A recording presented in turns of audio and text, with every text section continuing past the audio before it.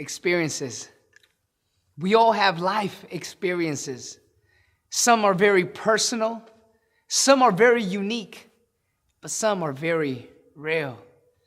I remember it was a night like no other. I was standing in my dorm room ready to head to the basketball court. I love to play basketball, and I remember grabbing that basketball, but before I left, I looked in the mirror. I looked at myself and looked at my situation and what had got me to that point. See, there was a life before reflecting that had got me to that state. And so I remember looking at myself and saying, what have I gotten myself into? I got kicked out of college my freshman year. Why? Because of the decisions, the behaviors, the actions that I had taken. See, it was the whole being around friends. The Bible does clearly say you hang around friends, you'll know who you're hanging around with. And so for me, it was partying, clubbing, drinking, smoking, cheating, and even flirting. And so all those things had led me to this point. I remember I was heading down to the basketball court, which I love to do just to debrief, de-stress myself. As I was going to that gym, I remember shooting a couple hoops, but it was a night like not any other nights.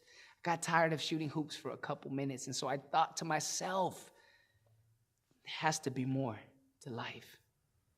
As I was thinking about it, I grabbed my basketball and I just went straight to my dorm. As I was going down to my dorm, I remember it was a night like no other. The stars were out. And as I was strolling down those lights, I remember hearing my name, Jonathan. I looked around me. I thought it was one of my friends, one of my homies, one of my boys.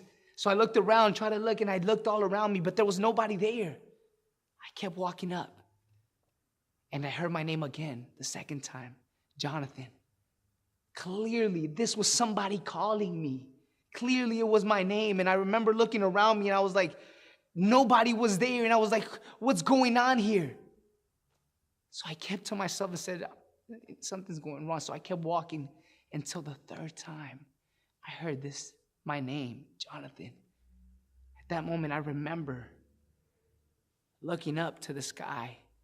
And I remember hearing the words come out from his mouth, Jonathan, I need you. At that moment, I remember ran to my dorm and I was like, God, how could you want me? See, I'm the guy that grew up in a pastoral home, PK all my life. See, I grew up in the context of religion and all these rules and regulations and restrictions that had kept me, but I never understood this gospel message. And so I remember asking myself, what's the point of all this? But I remember that night I opened my Bible and I started to cry like I've never cried before.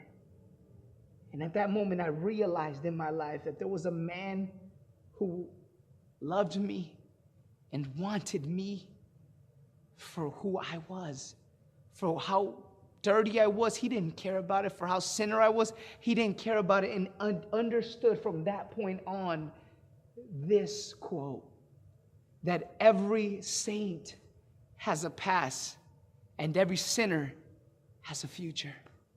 I'm here to share with you that every saint has a past and every sinner has a future. So no matter what you're going through, no matter where you've been, just realize God's love for you is eternal. It's unconditional. And he wants a relationship and intimacy with you. And cut.